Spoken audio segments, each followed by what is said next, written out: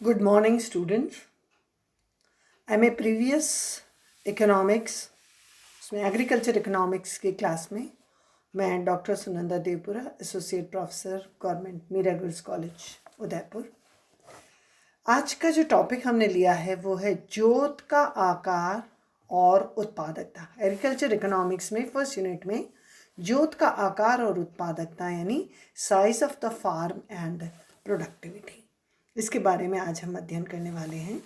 तो वैसे तो पिछले 5 दशकों से जोत का आकार और उत्पादकता का संबंध भारत में एक चर्चा का विषय रहा है।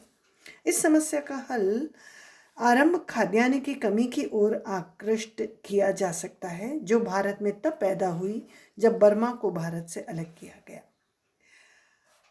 लेकिन 1962 में अमर्त्य सेन, जो नोबेल पुरस्कार विजेता हैं, ने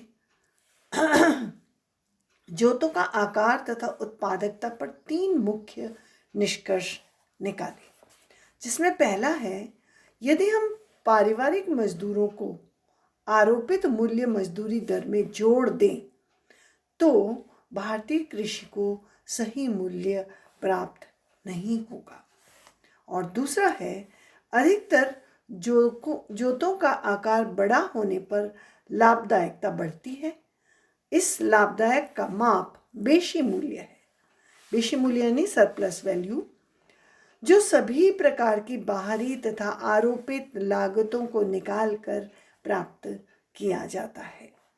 और तीसरा निष्कर्ष है कि ज़्यादातर जोत का आकार बढ़ने से कृषि उत्पादकता कम हो जाती है, अर्थात जोतों का आकार तथा उत्पादकता में उलट संबंध पाया जाता है।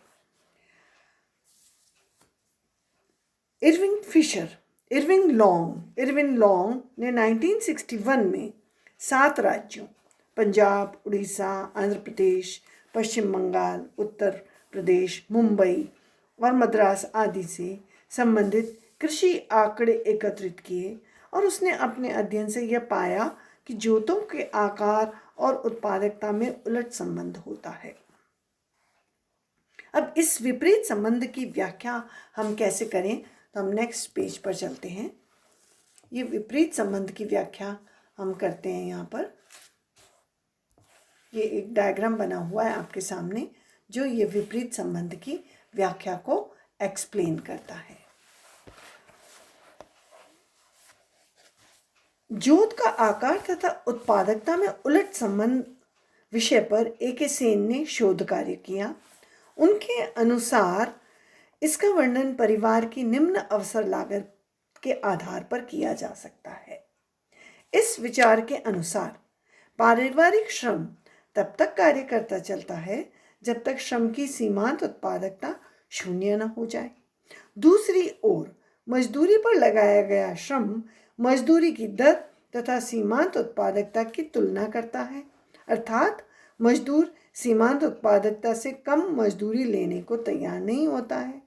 यही कारण है कि छोटे खेतों में जहाँ पारिवारिक श्रम का प्रयोग किया जाता है, उत्पादन अधिक होता है, जबकि बड़े खेतों में जहाँ किराए पर लगाए गए श्रम का प्रयोग किया जाता है, उत्पादन कम होता है। इस बात की व्याख्या रेखा चित्र के द्वारा दर्शाई जा सकती है। रेखा चित्र में OX अक्ष पर श्रमिकों की इकाइयाँ OX अक्ष पर श्रमिकों की इकाइयाँ यानी लेबर यूनिट्स दिखाई गई है। OY अक्ष पर सीमांत मूल्य उत्पादकता को लिया गया है। OY एक्सिस पर मार्जिनल वैल्यू प्रोडक्टिविटी यानी सीमांत मूल्य उत्पादकता को लिया गया है। MP, दिस इज MP जो कर्व है, ये सीमांत उत्पादकता वक्र है। OW बाजार मजदूरी दर है, this is O and this OW is बाजार मजदूरी दर है। छोटे फार्म पर OP इकाइयाँ श्रम कार्य कर रही होंगी। OP इकाइयाँ श्रम कार्य कर रही होगी, क्योंकि यहाँ P बिंदु पर सीमांत उत्पादकता शून्य है। P बिंदु पर सीमांत उत्पादकता शून्य है। तो छोटे फार्म जहाँ पर केवल परिवार के लोग काम करते हैं वहाँ पर अधिक श्रम लगाया जाता है और वो सीमांत उत्पादकता शून्य होने तक कार्य करता है। जबकि बड़े फार्म पर OC इकाइयाँ श्रम कार्य कर रही होंगी, OC इकाइयाँ कार्य कर रही होंगी, क्योंकि यहाँ मजदूरी की सीमांत उत्पादकता बराबर है। यहाँ पर मजदूरी की सीमांत उत्पादकता B बिंदु पर मजदूरी की सीमांत उत्पादकता और मजदूरी दोनों बराबर हैं। इस प्रकार ये कहा जा सकता है कि जोतों का आकार तथा उत्पादकता में उलट संबंध पाया जाता है। A.K. सेन ने यह दलील छोटी जोतों पर परिवार की अवसर लागत कम होती है, इसलिए जोतों का आकार और उत्पादकता में उलट संबंध पाया जाता है, निम्न कारणों से अपर्याप्त है। जिसमें पहला है, यदि कृषक खेती एवं पूंजीगत खेती साथ साथ पाई जाती है तो पारिवारिक श्रम की अवसर लागत शून्य नहीं हो सकती, क्योंकि पूंजीवादी खेत में प्रचलित मजदूरी दर सीमांत उत्पादकता के बराबर होती है। इसलिए पारिवारिक श्रम भी पूंजीवादी मजदूरी के बराबर मजदूरी लेने का इच्छुक होता है। दूसरा, हालांकि कृषक खेती पैमाने के निचले स्तर पर होती है, पर फिर भी कृषक खेती में अन्य स्रोतों से आय प्राप्त करने की चेष्टा की जाती है। और तीसरा है, बड़ी बड़ी जोतों में जब किराए के मजदूरों का प्रयोग किया जाता है तब विपरीत मजदूरी संबंध देखने को मिलते हैं। और चौथा बिंदु, इस प्रकार के कई उदाहरण व्यावहारिक जीवन में दिए जा सकते हैं कि छोटे खेतों पर श्रम की अवसर लागत बाजार मजदूरी दर से अलग होती है। यद्यपि A.K. सेन की विचारधारा का खंडन किया गया है, परंतु ये बात सत्य है कि छोटी जोतों में बड़ी जोतों की अपेक्षा अधिक श्रम का उपयोग किया जाता है। प्रणव राय ने भी यह बात स्वीकार की है कि जोतों के आकार और उत्पादकता में उलट संबंध पाया जाता है। उसका यह कथन कि जोतों का आकार छोटा होता है तो उस पर बहुफसली यानी मल्टीपल क्रॉपिंग खेती की जाती है। अब नेक्स्ट टॉपिक पर चलते हैं हम, दैट इज हरित क्रांति तथा विपरीत संबंध। हरित क्रांति तथा विपरीत संबंध क्या है, इसके बारे में हम अध्ययन करें। 1950 तक परंपरागत खेती के दौरान जोतों का आकार और उत्पादकता में विपरीत संबंध की पुष्टि की गई थी। नई तकनीकी मुख्य रूप से पूंजी प्रधान है, जबकि पुरानी तकनीक श्रम प्रधान थी, जिसका प्रयोग छोटे छोटे खेतों में किया जाता था। का महत्व बहुत हो गया, का महत्व कम हो गया। इस प्रकार नई तकनीक बड़े बड़े खेतों के लिए उपयोगी है और इसके उपयोग के कारण बड़े बड़े खेतों की उत्पादकता में वृद्धि हुई है। भारत में हरित क्रांति के पश्चात यह विपरीत संबंध समाप्त हो गया और इसका स्थान धनात्मक अथवा समान अनुपात वृद्धि ने ले लिया। तो हरित क्रांति ने ये सिद्ध कर दिया, ये बता दिया कि जोत का आकार और उत्पादकता में विपरीत संबंध नहीं है, ये समाप्त हो गया, जबकि जोत का आकार और उत्पादकता में धनात्मक संबंध है। ये हरित क्रांति ने निश्चित कर दिया। नेक्स्ट हम चलते हैं पैमाने के प्रतिफल और विपरीत संबंध। इस पर क्या कहना है। जोतों का आकार और उत्पादकता एक तरफ उत्पादन से संबंधित है तथा दूसरी ओर एक आगत भूमि से संबंधित है। इस संबंध में के आधार पर बहुत से अर्थशास्त्रियों ने भारतीय कृषि में पैमाने के प्रतिफलों का अध्ययन आरंभ कर दिया, परंतु यह धारणा गलत थी कि उत्पादन के सभी साधनों को क्या प्रतिफल प्राप्त होगा, जबकि इसमें एक ही आगत भूमि के प्रतिफल को देखा जाना चाहिए था। इस प्रकार के अध्ययन में यह पाया गया कि भारत में समान प्रतिफल का नियम लागू होता है। नेक्स्ट पेज पर चलते हैं हम। जोतों का आकार, लाभदायकता और कार्यकुशलता। अभी तक हमने प्रति एकड़ कुल मूल्य तथा जोत के आकार में जो संबंध पाया है उसका अध्ययन किया है। कुछ अर्थशास्त्रियों ने प्रति एकड़ लाभ और जोतों के आकार के संबंध का अध्ययन किया है।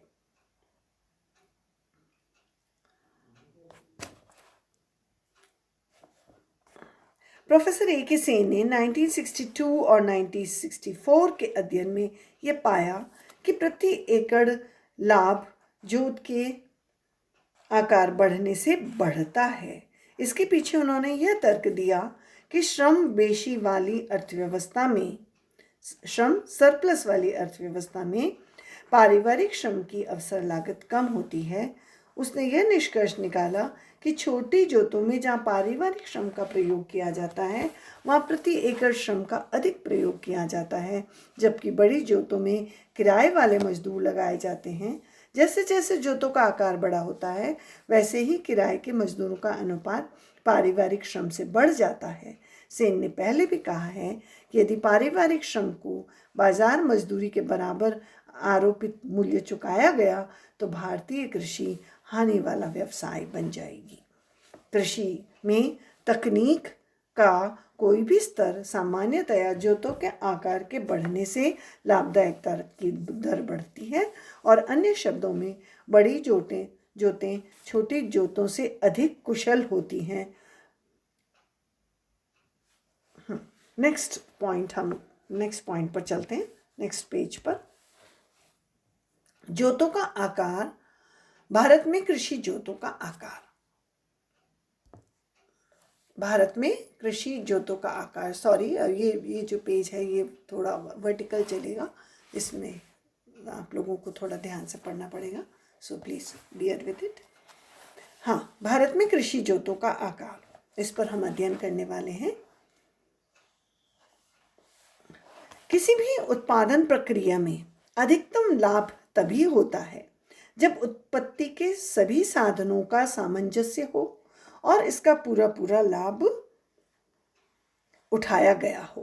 कृषि भी एक उत्पादन कार्य है। अतः कृषि में उत्पादन अधिकतम करने के लिए यह आवश्यक है कि भूमि, श्रम और पूंजी का पूरा पूरा उपयोग किया जाए, जिससे खेती की लागत निकालकर कृषक को अपने और अपने परिवार के जीवन निर्वाह के लिए पर्याप्त आय मिल सके।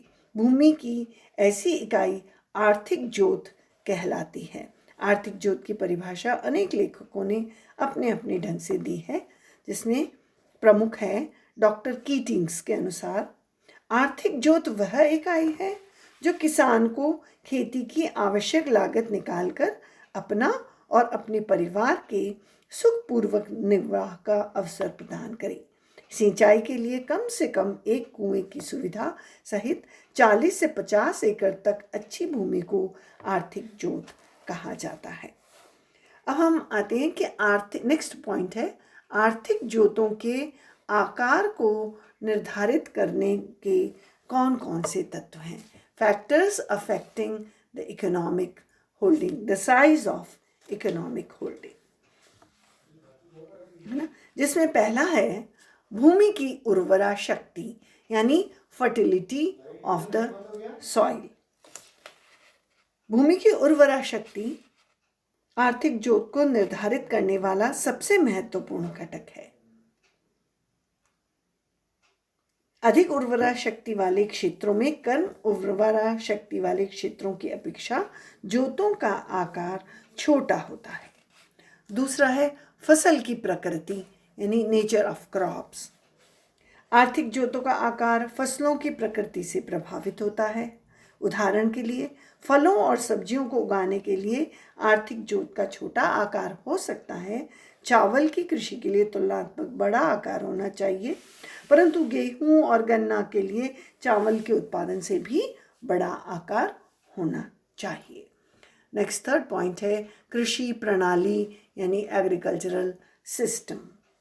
यदि कृषि भूमि पर वैज्ञानिक ढंग से खेती की जाती है तो उसके लिए बड़े आकार की भूमि की आवश्यकता होगी, क्योंकि छोटे छोटे खेतों में आधुनिक यंत्रों जैसे ट्रैक्टर, थ्रेशर एवं स्क्रैपर आदि मशीनों का उपयोग नहीं किया जा सकता।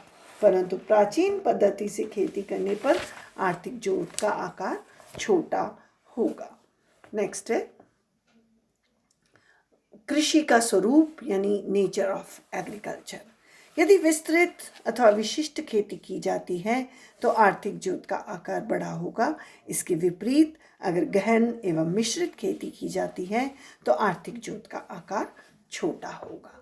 नेक्स्ट है वर्षा और सिंचाई की सुविधाएं यानी रेन एंड इरिगेशनल फैसिलिटीज़। जिन क्षेत्रों में वर्षा और सिंचाई की सुविधाएं पर्याप्त मात्रा में उपलब्ध है वहाँ आर्थिक जोतों का आकार छोटा होता है। इसके विपरीत अनिश्चित वर्षा तथा सिंचाई की अपर्याप्त सुविधाएं होने पर आर्थिक जोतों का आकार बड़ा होता है। नेक्स्ट इज बाजार से दूरी या distance from the market.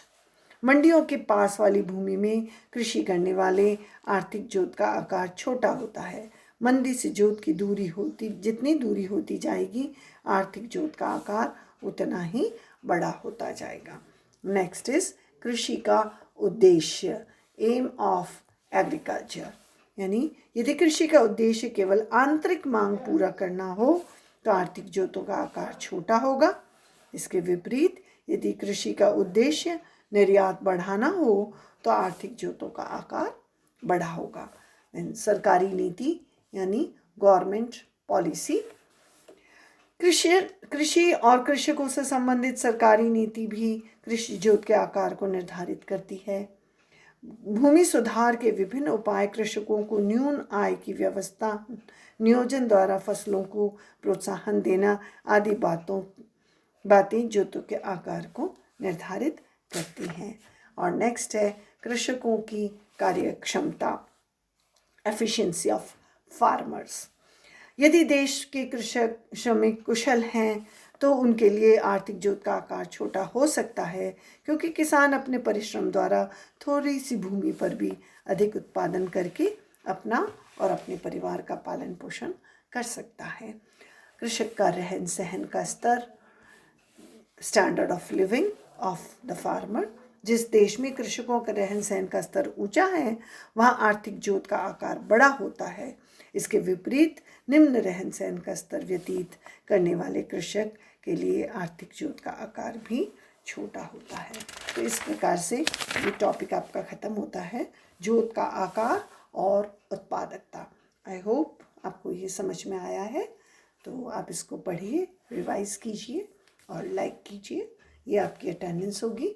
So thank you so much.